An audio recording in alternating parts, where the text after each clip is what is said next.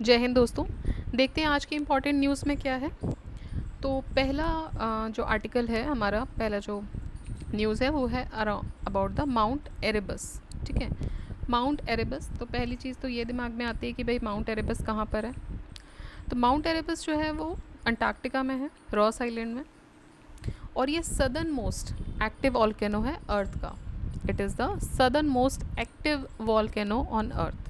ठीक है, तो दो इसकी जो कैरेक्टरिस्टिक्स हैं वो ये हैं कि एक तो ये सदर्न मोस्ट एक्टिव वॉल्केनो है अर्थ का, और ये कहाँ पर है, ये रॉस आइलैंड अंटार्कटिका में है। और अगर हम इसके कुछ फीचर्स देखें, not the features of mount Erebus, कुछ फैक्ट्स देखें अगर, तो ये है कि ये सेकेंड मोस्ट प्रोमिनेंट माउंटेन है अंटार्कटिका का। ऑलराइट, और ये सेकेंड हाईएस्ट वोल्केनो भी है अंटार्कटिका में। सेकेंड हाईएस्ट प्रोमिनेंट माउंटेन है और साथ ही साथ सेकेंड हाईएस्ट वोल्केनो भी है अंटार्कटिका में, और ये सदर्न मोस्ट एक्टिव वोल्केनो है। तो ये तो इसके कुछ फैक्ट हो गए। रिसेंटली होता क्या है कि ये हमेशा से आपका जो गोल्ड होता है, गोल्ड डस्ट को ये स्प्रे करता था या बाहर निकाल रहा था, बट देखा गया कि टुकड़ों के फॉर्म में ये गोल्ड इसने प्रोड्यूस किया। तो टिपिकली जो वॉल्केनो होते हैं वो क्या करते हैं, वो स्टीम रिलीज़ करते हैं, गैसेस, रॉक्स रिलीज़ करते हैं, लेकिन अब गोल्ड के पार्टिकल्स भी इमर्ज यहाँ से हुए। बाकी वॉल्केनोज को देखो तो वो अगर गोल्ड प्रोड्यूस करते हैं तो वो या तो गैस के फॉर्म में प्रोड्यूस करते हैं या लिक्विड के फॉर्म में प्रोड्यूस करते हैं। ठीक है, गोल्ड नीचे से जो आ रहा है मोल्टन लावा के साथ जो आ रहा है, तो इधर वो गैस के फॉर्म में निकलेगा या लिक्विड फॉर्म के फॉर्म में निकलता है। लेकिन माउंट एरेबस ने यूनिक फीचर दिखाया है, उसने सॉलिड गोल्ड पार्टिकल्स रिलीज़ हुए बाहर, और ये हवा के द्वारा ये फैल गए, तो टुकड़ों के फॉर्म में मिले।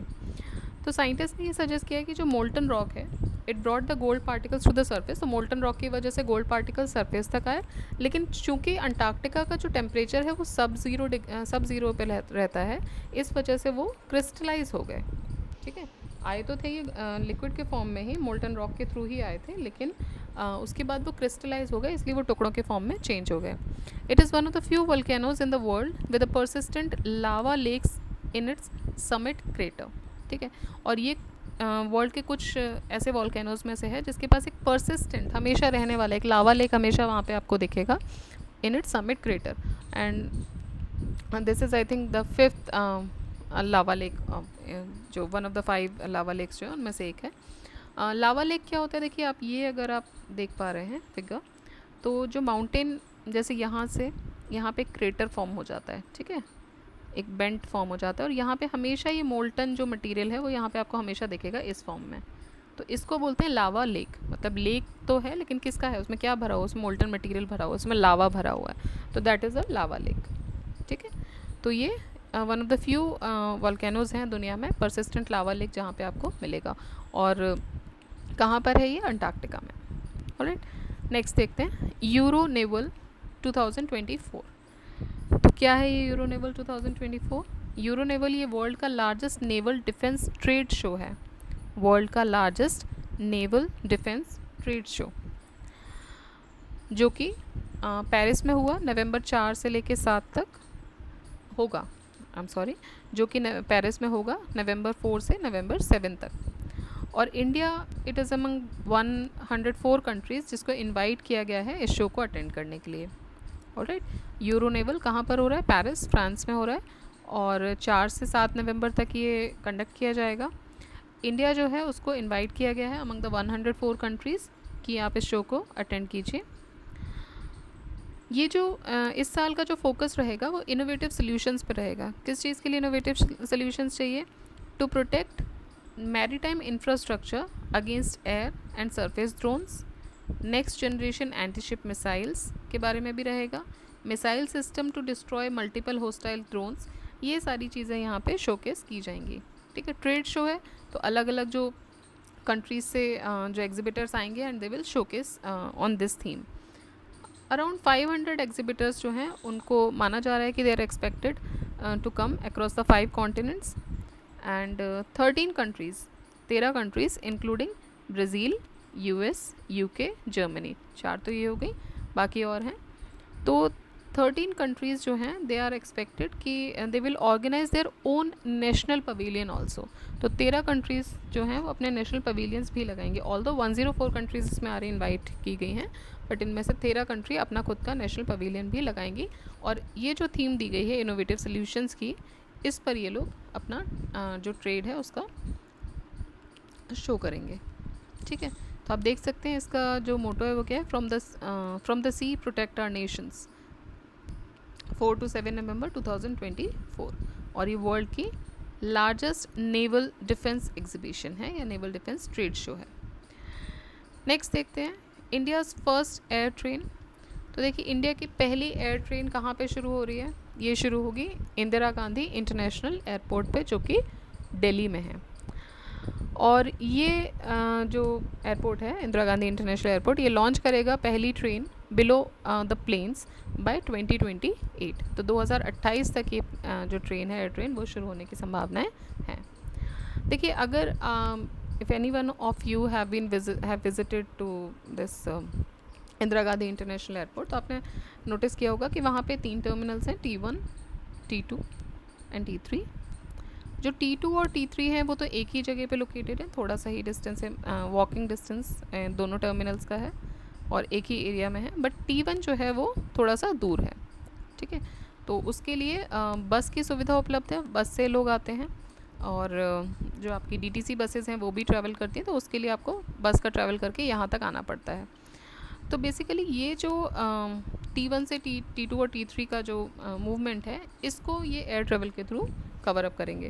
तो ये बोल रहे हैं कि जो 7.7 ऑटोमेटेड पीपल मूवर जो है, ये लिंक करेगा एयरपोर्ट के मेन हब्स को, टर्मिनल 1 एंड टर्मिनल 2-3 जो एक ही साथ हैं, without the need for an expensive underground section. तो पहले ये बात चल रही थी कि अंडरग्राउंड सेक्शन भी बनाया जा सकता है जिससे इनको जोड़ा जाए, बट ये जो अंडरग्राउंड सेक्शन है ये ना बना के एयर टर्मिनल इस पर बना दिया जाएगा। ऑलराइट, ऑल्दो मेट्रो भी एयरपोर्ट मेट्रो अवेलेबल है, बट एयरपोर्ट मेट्रो आपकी सीधी डायरेक्टली T2 और T3 पे डायरेक्टली पहुंचती है, और T1 के लिए जो मेट्रो स्टेशन है वहाँ से आपको कुछ बस करके फिर आपको टर्मिनल तक जाना पड़ता है। तो बेसिकली अंडरग्राउंड सेक्शन ना बना के ये लोग इसको एयर ट्रेवल के थ्रू जोड़ेंगे, एयर ट्रेन के थ्रू जोड़ेंगे। और ये क्या करेगा, ट्रैवल टाइम को भी थोड़ा सा कट डाउन करेगा, साथ ही साथ स्मूथ कनेक्शंस प्रोवाइड करेगा।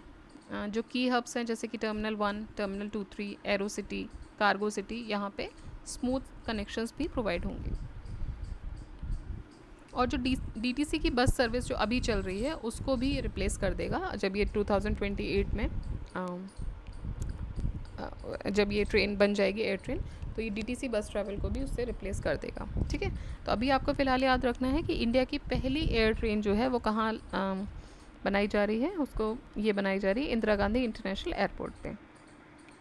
नेक्स्ट देखिए Ayush medical value travel summit 2024, ये इनॉग्रेट हुआ मुंबई में। Ayush medical value travel summit ये इनॉग्रेट होता है मुंबई में। इसकी थीम थी global synergy in Ayush, transforming health and wellness through medical value travel. Aim क्या है इसका, एम है to make India a leading global hub for holistic health care, जो कि आयुष सिस्टम पे बेस्ड हो। अगर हम मिनिस्ट्री की बात करें तो ऑब्वियसली मिनिस्ट्री ऑफ आयुष इसमें है, साथ ही साथ मिनिस्ट्री ऑफ टूरिज़्म भी है, क्योंकि हम ग्लोबल हब बनाना चाहते हैं। ग्लोबल हब कैसे बनेगा, लोग बाहर से आ रहे हैं तो हम यहाँ पे उनको वो सुविधाएं देंगे जो आयुर्वेदा की हैं। ठीक है, मेनली आपका जो आयुर्वेदा है, योग, यूनानी, इससे लोग अट्रैक्ट हो रहे हैं। अभी मेडिकल टूरिज़्म हम जिसको बोल रहे हैं तो उसमें ये भी कनेक्ट होगा। साथ ही साथ महाराष्ट्र गवर्नमेंट ने भी इसमें किया है, बिकॉज इस बार वो मुंबई में इनॉग्रेट हुआ, तो महाराष्ट्र गवर्नमेंट ने भी इसमें पार्टिसिपेट किया है। और बाकी कुछ की पार्टिसिपेटिंग जो एजेंसीज़ हैं वो अलग हैं। समिट जो है उसका फोकस रहेगा कि वो आयुर्वेदा, योग, यूनानी, सिद्ध और होम्योपैथी, इन सब को इंटीग्रेट कर पाए। इसमें पार्टिसिपेटिंग ऑफिशियल्स की अगर हम बात करें जो इस समिट में आए ऑफिसर्स, तो वो मेनली आए आपके महाराष्ट्र, गोवा, गुजरात, MP और राजस्थान से। ठीक है, महाराष्ट्र, गोवा, गुजरात, मध्य प्रदेश और Rajasthan. Alright, so this was about Ayush medical value travel summit. कहाँ पर हुआ, मुंबई में हुआ। नेक्स्ट देखते हैं हमारी लास्ट न्यूज़ आज की, दैट इज़ हार्पून मिसाइल। तो सबसे पहले क्वेश्चन तो यही है कि इसको डेवलप किसने किया है हार्पून मिसाइल को। तो ये नई मिसाइल नहीं है, ये काफ़ी पुरानी मिसाइल है, बट इसको डेवलप किया गया USA के द्वारा।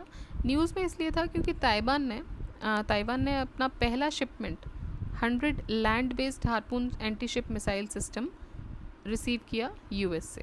ठीक है, तो इसलिए ये न्यूज़ में आ गई है दोबारा से। ऑल्दो ये मिसाइल जो है वो सर्विस में है 1977 से विद एयर शिप एंड सब लॉन्च्ड वर्जन्स, और इसको 30 से ज़्यादा कंट्रीज़ यूज़ कर रही हैं, इंडिया भी इसको यूज़ कर रही है। फीचर्स की अगर हम बात करें तो ये ऑल वेदर मिसाइल है, ओवर द होराइजन कैपेबिलिटी है इसकी, लो लेवल सी स्किमिंग ट्रेजेक्ट्री है और एक्टिव रडार गाइडेंस है, और ये एग्जीक्यूट करती है दोनों ही लैंड स्ट्राइक और एंटी शिप मिशंस को। रेंज इसकी है 90 से 240 kilometre, 90 to 240 kilometres using the GPS aided navigation. ठीक है, तो जीपीएस एडेड नेविगेशन के माध्यम से ये यूज़ करती है। ठीक है, तो ये हो गए हार्पून मिसाइल। अब हम देखते हैं question of the day. So question of the day है कि what is the primary reservoir of the rocahepevirus ratti strain of hepatitis E virus HIV। तो आपको ये बताना है कि इसका प्राइमरी रिजर्वॉयर, या फिर बोल सकते हैं कि प्राइमरी कैरियर कौन है। ठीक है, जैसे कि अभी हमने कुछ दिन पहले मार्बर्ग वायरस डिस्कस किया था, तो उसका प्राइमरी रिजर्वॉयर कौन था? उसका प्राइमरी रिजर्वॉयर बैट था, फ्रूट बैट। तो इसी तरह आपको बताना है कि इसका प्राइमरी रिजर्वॉयर कौन है, रोका हेपेवायरस रेटाई स्ट्रेन, और ये किसका? हेपेटाइटिस ई वायरस का। सो प्लीज़ इसको कमेंट बॉक्स में बताइए कि इसका प्राइमरी रिजर्वॉयर कौन है। ऑलराइट, सो ये थे हमारे 5 इंपॉर्टेंट न्यूज़ आज के। I will see you with the other section of the current affairs tomorrow. Till then keep revising, keep studying. Jai Hind, जय भारत।